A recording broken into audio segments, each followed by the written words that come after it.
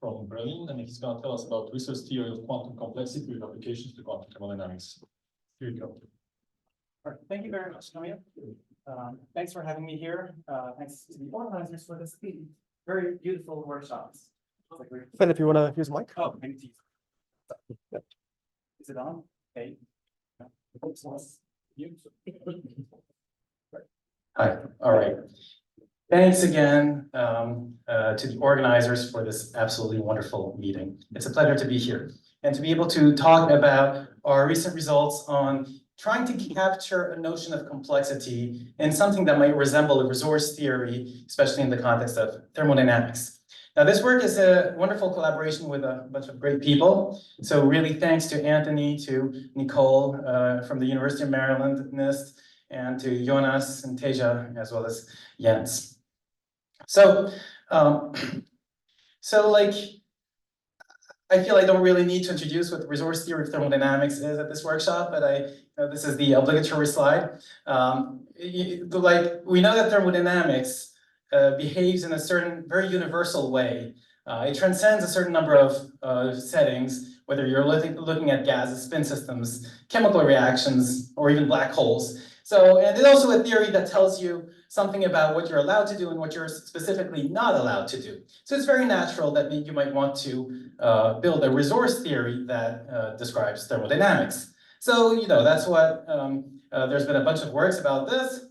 And the basic framework for your resource theory is to say, for instance, that I'm allowed an access to some heat bath at a fixed temperature T. I might be allowed some energy conserving unitary operations acting on my system as well as the heat bath. And I might be allowed, for instance, to discard subsystems. And in this resource theory, the major resource, the thing that allows me to do things, is thermodynamic work. And one way of modeling it is to say that I've got some battery, and this battery is, I'm imposing it, it's going to be in some fixed energy eigenstate.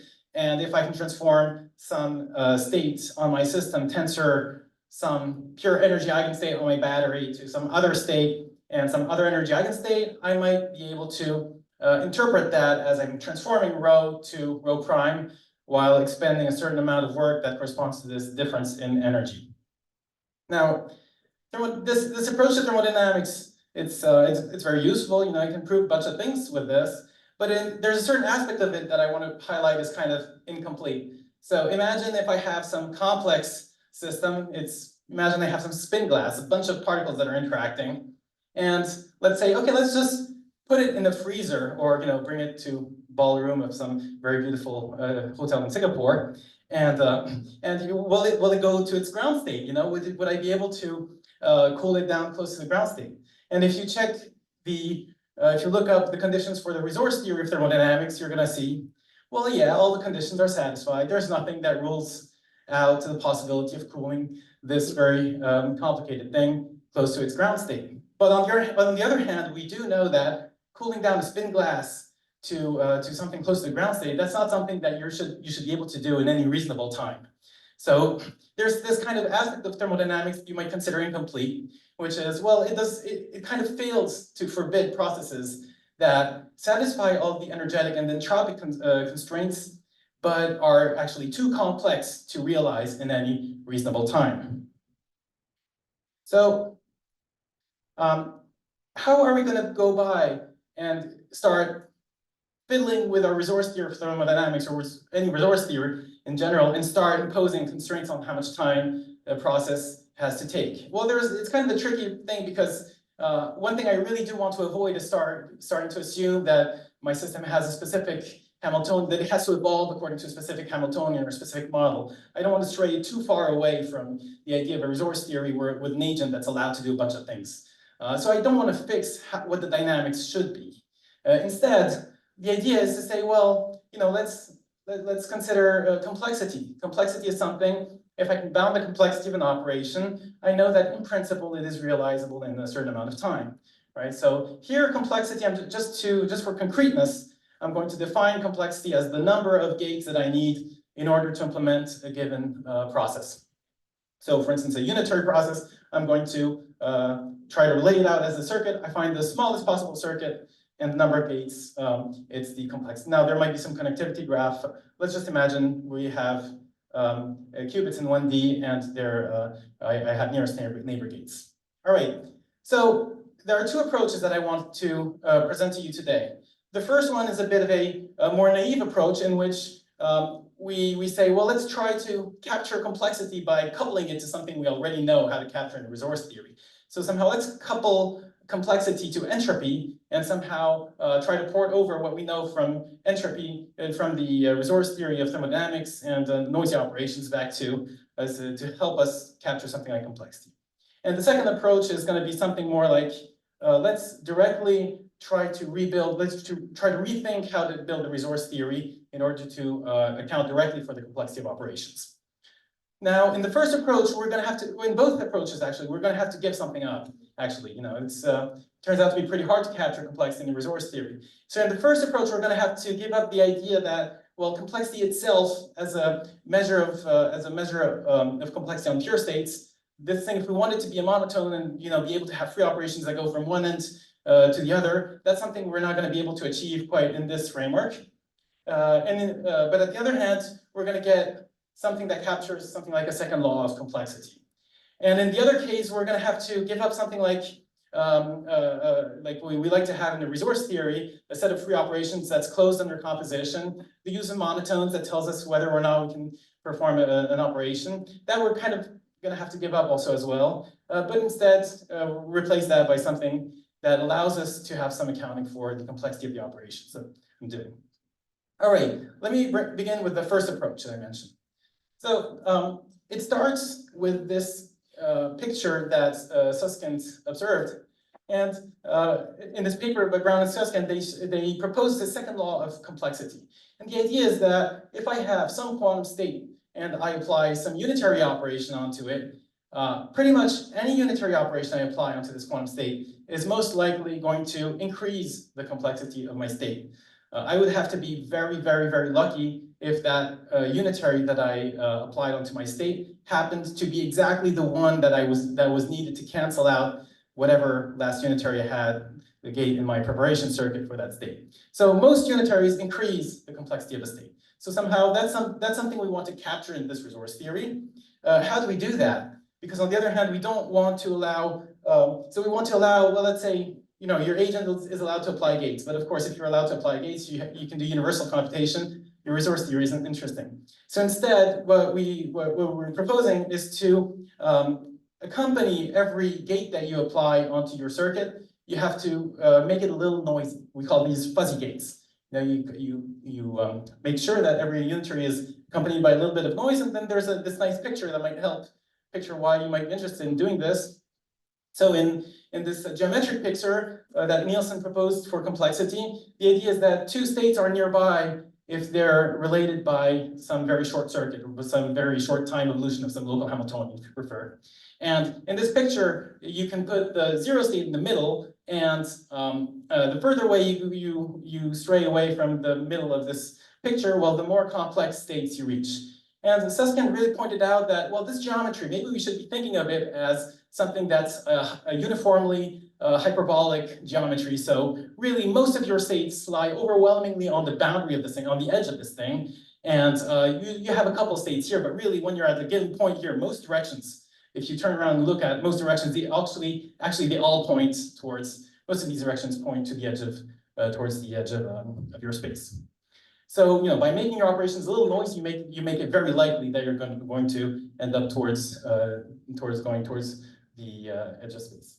All right, so one thing you can do in this resource theory is to try to distill uncomplexity. So uncomplexity is this term that Susskind used to describe states that are not complex or as simple as possible. So namely, these zero states are maximally uncomplex. So if you want to distill uncomplexity, well, you might want to apply a certain number of your free operations. Now your glasses are fine, it's the gates that are a little fuzzy. So you're going to try to apply some of your fuzzy gates in order to bring a maximum number of these qubits to their zero state, and this way extract uncomplexity. So the first important observation is that we're limited in the number of gates that we can apply because they're noisy, and if I apply too many of them, my state is going to be way too noisy to be actually useful. It's going to go towards the maximally mixed state. So you have to limit their use. And in that case, what happens is that the number of qubits you can extract in this way turns out to be given by a measure that we call this complexity entropy. And this thing, I'm going to introduce it to you again in a couple of slides because it's going to come up in the other approach I want to mention. But the point is, like, you can do this type of uncomplexity distillation, and this quantity there, we believe in certain regimes it might be a monotone in this resource theory, but that's something we haven't really quite managed to prove. So yeah, this is one thing you can do in this resource theory.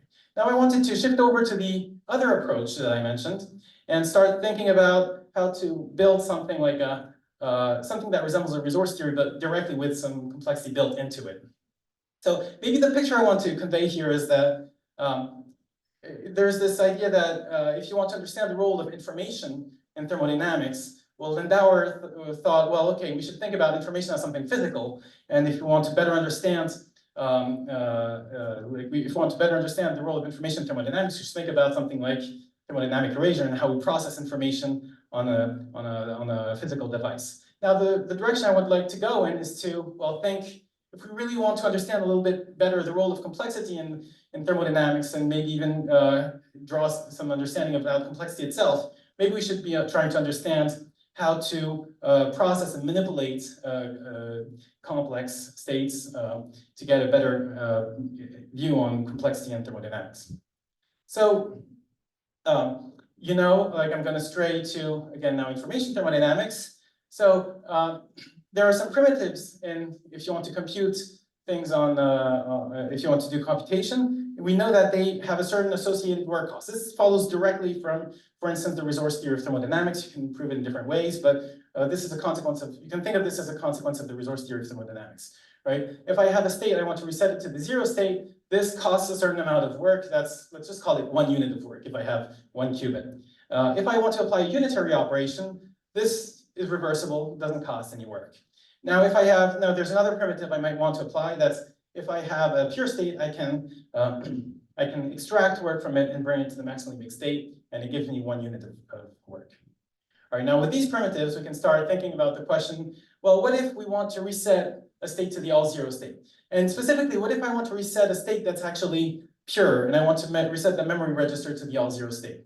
Well, there's one thing I can do. You know, Lindauer tells us there's no work needed to reset the state because the state has 0 entropy. So, and of course, there is some unitary that will map the state back to the all zero state. But the catch is, of course, that this unitary is of high complexity. So if I wanted to uncompute the state in this way, I would have to run a very long circuit.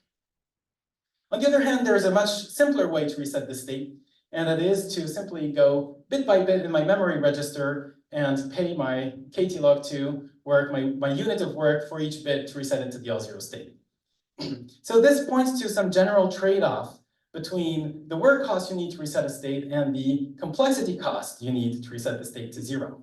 So, right, so now we can turn to the general question for erasure and ask, well, what happens if I have some general state rho and I have a fixed number of gates? Let's say we have a fixed number R of gates that I'm allowed to apply onto my state. And at the end of the day, I want to end up with a certain number of 0 states on my memory register, as many as possible, and whatever's left, well, I'll have to reset them with some thermodynamic reset primitive because I've used up my complexity, my computational budget with these R gates. So now this maximum number of qubits, which is now the same protocol, now you'll recognize this is exactly the same task as we had before with the uncomplexity distillation in the other approach up to this fuzziness. And so now here the result is that the optimal number of pure qubits that you can extract in this way, it's given by this entropy measure, this weird blob right in the middle, which we call this complexity entropy. Now, this complexity entropy, I'm just going to flash the definition here for you to have an idea. It's defined, it's based on the hypothesis testing entropy, for those of you who know what the hypothesis testing entropy is, but the idea is like, I'm going to try to optimize, I'm going to try to find some POVM effect Q that has some fixed complexity at most R, and I want this POVM effect to capture at least a weight eta of my state rho, and I'm going to try to find the POVM effect that has the smallest possible trace, which, if Q is a projector, you can think of this as the rank of your projector. So of course, this is expected to be hard to compute in general because, essentially you'd be computing the complexity of the state. So how does this thing behave, or how do we believe it should behave? Well, as you increase your complexity scale at which you're allowed to probe the state, oh, and I forgot to mention the most important thing is that this entropy measure, it's really, you can think of it as a measure of how random a state appears to be if you can only probe it with observables or POVM effects of limited complexity. Right, so how does it behave? As I increase the scale at which I'm allowed to probe the state, well, you'd expect this entropy measure to slowly approach asymptotically the actual hypothesis testing entropy without any complexity limitations. Then it obeys kind of the natural properties you'd expect, monotonicity and the various parameters, it has values in the right range and so on, and you recover as mentioned, the hypothesis testing entropy. Now you can ask, what about the other properties that usual entropy measures obey, like a data processing inequality, or is it unitarily invariant? And well, obviously, no, it cannot be. That's by design. By design, we want our quantity to be sensitive to the complexity of the state. And if I applied some unitary onto my state, it could change the complexity completely. So data processing and unitary invariance are properties we do not expect from this quantity. On the other hand, we do recover some form of monotonicity under taking a partial trace over some of the qubits. And you can also relate this to the notion of strong complexity that was introduced in this beautiful paper by Brandau et al. Where you can define the notion of complexity in terms of how distinguishable the state is from the maximally mixed state if probed with limited complexity.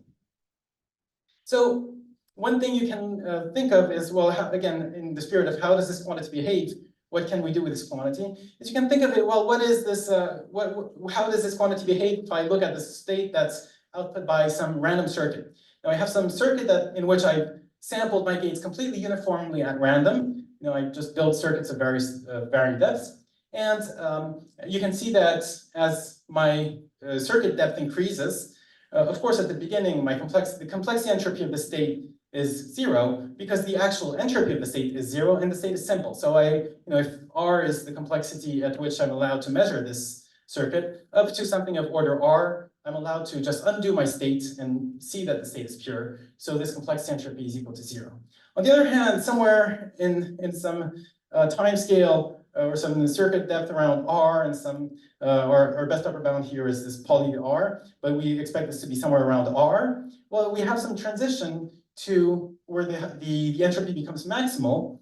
And at this point, actually, the state is too complex for us to be able to actually notice that it's pure by doing some interesting measurements with a complexity at most R. And so you can really see this transition that corresponds to this complexity growth that you have in the circuits. So in this sense, this complexity entropy does capture the idea of complexity growth in these random circuits. All right, now we looked at erasure of systems and I didn't say it, but I assumed that my Hamiltonians were trivial because I talked about one unit of work. Now, what if we have qubits with non-trivial Hamiltonians? And well, in this case, I have to update my primitives. And this now we go more towards something like the spirit of this, something that might look like a resource theory where you account for complexity as well. So we have a primitive, if this thing comes back, where I can reset my state rho to some state that has 0 energy on my qubit or qubit, or let's say they're qubits. And then it costs me an amount of work that corresponds to the free energy, the equilibrium free energy of this qubit. I can let's say we assume that instead of being able to do any unitary on 2 qubits, now we do things that are compatible with the resource theory of thermodynamics. So maybe you want to do a 2-qubit thermal operation or a 2-qubit Gibbs preserving map or something like that, and we make them cost 1. So we make these guys cost 1 unit of complexity. And now this costs work, but let's say it doesn't cost complexity. You can make it cost complexity, but it doesn't really matter. The important thing is that this is used for the thermodynamic parts of the protocol, and this is used for the computational parts of your protocol. And then the extraction, you can also do extraction, although we won't be really using it.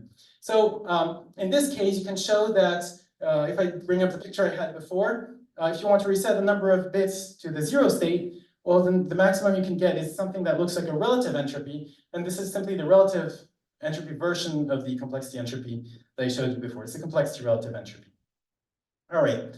Now, I still have a little bit of time. So if I want to do, so one thing I wanted to point out also with respect to this complexity entropy is its potential application to information theoretic tasks beyond thermodynamics. So the example I have in mind is information decoupling. So decoupling is a primitive that's used in many parts of quantum information in different protocols. And the idea is you have some agent, Alice, for instance. So Alice might have some state that's correlated with some reference system. So Alice is going to apply some small unitary here, some unitary of complexity at most R0. And then Alice is going to trace out a subsystem, A1, and is going to be left with A2, then hopefully, and the task is to make sure that A2 is no longer correlated with the reference system R. And to do that now, the complexity version of this, the complexity limited version of this task, is to say, well, what if the referee now, let's imagine that we're going to check if this state is decoupled, not by measuring it in trace distance, but instead by sending it to a referee, and the referee has some constraint. The referee can only apply at most R or R1, R gates to distinguish the state from something that looks like this, right? So now if the referee is computationally limited, potentially Alice can have more strategies at her disposal to fool the referee into thinking that the state is actually decoupled. So now again, here we weren't quite able to prove what we wanted, but if we make this conjecture on the property of this complexity entropy, and this is a conjecture that is satisfied by the von Neumann entropy and it's related to chain rules for one-shot entropies, well, then we can show that if we assume this conjecture, then the number of qubits you need to trace out, or rather the number of qubits that you have left is given by this expression in terms of the conditional complexity entropy. And now this is something that's an expression that mirrors the expressions that we have also in for the min conditional entropy without the complexity limitation. All right, so I'm gonna wrap up slowly. Just want to mention, okay, where does this fit in the entropy zoo? Well, I would argue it actually fits into kind of a new dimension because now this is a complexity dimension. This is all of these entropy measures here, they're unitarily invariant. So now if you want to add a dimension of complexity for me, I think it's something I would plot in a different direction. So we have like a complexity entropy, complexity relative entropy, and you can start imagining defining all type of complexity entropies and see what they're related to, if they're related to a different information theoretic task. What's a complexity mutual information? Do these guys have asymptotic equipartition properties? All of these are questions that I'm interested in. So yeah, I'm gonna wrap up. So what we try to do is, you can think of it as an attempt to unify the second law of thermodynamics with the second law of complexity as was proposed by Brown and Susskind. Now, one of the ideas of this complexity entropy is that, well, if instead of looking at it's kind of generalizing the idea that you have in statistical mechanics, where I might have if my gas might be in a pure state, but I'm just going to model it by a thermal state because that's how because it has the same properties with respect to the observables I can measure. So this is the same type of idea. Maybe we could use an entropy that better reflects what information we have access to in the system. And then I have a bunch of open questions in terms of, okay, what's the work cost? And if you limit complexity for a general state transformation, what happens if you start imposing complexity limitations in other resource theories? And then also more precise questions like, how can we derive useful bounds on this complexity entropy, especially using bounds on entanglement and connections to pseudo-randomness, pseudo-magic, all of these things. So yeah, thank you for your attention.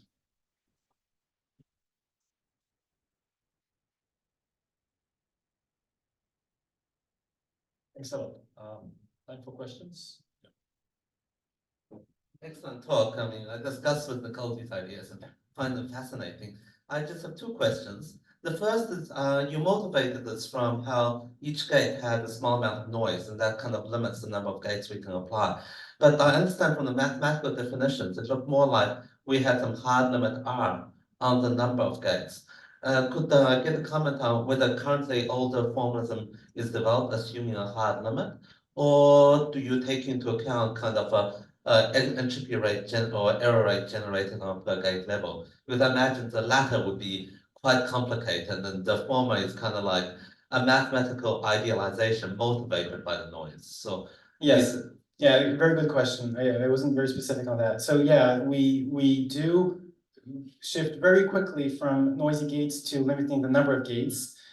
Because, as you say, it's much easier to handle, to get a handle on that. But also it's, I mean, there are, off the top of my head, I don't remember exactly, but there are bounds in the literature about, you know, how fast you reach maximally mixed states if you have noise in your gates. So we kind of rely on all of that to say, well, you know, there is some limit that's your noisy gates is going to imply. So there's some implicit relation between the epsilon that corresponds to the noise in your gates and the maximum number of gates you can apply before your state becomes too noisy. right, right. So, but that we do at the beginning, and then we say, okay, what we do, we have to do it in the fixed Right, number so of when gates. you do the kind of erasure, you don't take into account the extra entropy generated by applying R gates, for example. So one might imagine otherwise, there's a favoritism, kind of a favoritism towards, say, one gate over R gates, because we would generate less entropy that way. So that's Yes. not accounted for. Well, it's accounted for in the details. We have to count for, like, but we account for in the success probability. You have to correct the success probability because of that. Right. And I guess my second question is, this reminds me a lot of Kolmogorov complexity, of course. You know, a lot of these, the cost to undo, and as we know, this is algorithmic information, it's highly non-computable. So I imagine a lot of these measures, they're very interesting from a fundamental level, but they would be quite difficult or computationally impossible. Is that correct? Then? That's right. That's right. I mean, this thing is expected to be hard to compute because otherwise you'd be able to compute the complexity of stuff, right? That's true. So no, my hope, and we already have a bound. So one thing I didn't mention is that we're finishing to write up this paper, and hopefully we're going to have it out before the end of the year. Let's see if we can make it up, if we can make it. But in there, we also have a bound that's valid in the low complexity regime. So in the regime where we still have light cones. And in this regime, you can derive a bound based off of entanglement. So in this case, you can have a lower bound where, you know, the complexity entropy is lower bounded by something that resembles the sum of mutual informations in the state, you know, according to different bipartitions. So, but that's of course only limited to specific regimes. So in general, you'd expect this thing to be hard to compute. Brilliant. Thank you. I'll leave it to someone else. Yeah, thanks. There's one more here. I'll ask my standard question, which is just, for this resource theory, the maximally mixed state is preserved. And so in that, a monotone of this resource theory is the neg entropy. And that doesn't seem like a complexity monotone. So how do you deal with that issue? So I hope to have preempted your question by the point. So the point is, like, you're in this resource theory kind of giving up the fact that complexity itself on pure states is a monotone because we're making things mixed. So when you're making things mixed, you have to say, what is the complexity of a mixed state? So I didn't want to venture there yet. The point is, like, you can think of complexity for mixed states in different ways, and complexity for mixed states, you can think of a preparation complexity, and that one is certainly not a monotone in our resource theory, because as you said, the maximally mixed state is, you know, you can always reach the maximally mixed state from any other state, including a very complex state. So if you have the sense in which this resource theory captures complexity in our sense was the fact that, well, you kind of enforce a second law of complexity through the fact that, you know, you're coupling it to entropy increase.